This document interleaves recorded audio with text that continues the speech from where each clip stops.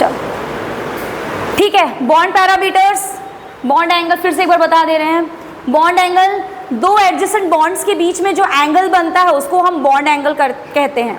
ये आपका निर्भर करता है दो फैक्टर्स पे, एक एस कैरेक्टर पे निर्भर करेगा और दूसरा आपका क्या है, लोन पेयर्स पे निर्भर करेगा। जितना ज़्यादा एस कैरेक्टर होगा बॉन्ड एंगल उतना ही ज़्यादा आपका क्या होगा, ज़्यादा होगा। डायरेक्टली प्रोपोर्शनल है आपके एस कैरेक्टर से, percentage of S character. SP में बॉन्ड एंगल 180 है ना, फिर sp2 में कितना 120, फिर sp3 में आ जाओगे तो 109 डिग्री एंड 24 मिनट्स, ठीक है, या 28 मिनट सॉरी, ठीक है। तो ये देखो यहाँ पर एग्जाम्पल है, ये आपका क्या है sp का है, ये sp2 का है और ये आपका क्या है sp3 का है। उसके बाद आ जाओ सेकेंड, जब आपका हाइब्रिडाइजेशन बिल्कुल सेम है, पूरा sp3 है, तब बॉन्ड एंगल में क्या होगा, तब वो निर्भर करेगा कि सेंट्रल एटम पर जो लोन पेयर है उस पर निर्भर करेगा। जितना ज़्यादा लोन पेयर उतना ज़्यादा वो फैल के रहेगा और बॉन्ड को क्या करेगा, उसको दबाने लगेगा, ठीक है, कॉन्ट्रैक्ट कर देगा। तो यहाँ पर एग्जाम्पल है आपका, ये तीनों sp3 है, मीथेन है, आपका अमोनिया है और वाटर है। इसमें कोई भी लोन पेयर नहीं है, इसलिए इसकी ज्योमेट्री टेट्राहेड्रल है, कोई भी चेंज देखने को भी नहीं मिलेगा और बॉन्ड एंगल भी नॉर्मल है इसका, ठीक है।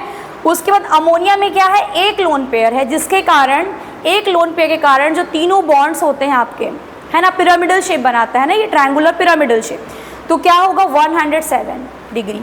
उससे कम जाओगे जब आपके ऑक्सीजन पे दो लोन पेयर आ जाते हैं, तब क्या होगा आपका बॉन्ड एंगल 104.5 डिग्री। इसमें क्या है, दो लोन पेयर हैं। अब बात आती है कि अगर लोन पेयर बराबर हैं, सेंट्रल एटम पे लोन पेयर बराबर हैं, जैसे H2O, F2O, है ना, तो अब क्या होगा, अब आपका बॉन्ड एंगल निर्भर करेगा आपके सेंट्रल एटम और जो जुड़े हुए एटम है उसकी इलेक्ट्रोनेगेटिविटी में। ये सब प्रॉपर्टीज़, इलेक्ट्रोनेगेटिविटी मैंने आपको ये पीरियोडिक टेबल में जो क्लासिफिकेशन है और उसका पीरियोडिक ट्रेंड्स में, उसमें मैंने आप लोगों को बहुत अच्छे से एक्सप्लेन किया था कि इलेक्ट्रोनेगेटिविटी कब घटती है कब बढ़ती है। यहाँ पर उस कॉन्सेप्ट को आपको बहुत ही समझदारी से अप्लाई करना है। आपको सेंट्रल एटम और जो बॉन्डेड है उसको ध्यान में रखना है कि किसकी इलेक्ट्रोनेगेटिविटी ज़्यादा है, और अगर दो मॉलिक्यूल्स ऐसे दिए हुए हैं, दोनों का समझ लो बीच में ऑक्सीजन है, एक में हाइड्रोजन है, एक में फ्लोरीन है, तो दोनों का कंपैरिजन आपको पता होना चाहिए कि किसकी इलेक्ट्रोनेगेटिविटी ज़्यादा है और किसकी कम है।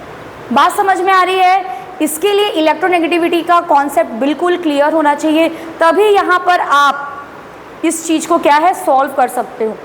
चाहे जितना बड़ा आपको दे दिया जाए सीरीज़ कि इसको अरेंज करो इंक्रीजिंग या डिक्रीजिंग बॉन्ड ऑर्डर से, सॉरी बॉन्ड लेंथ से, आप उसको क्या करोगे, अरेंज कर लोगे, ठीक है।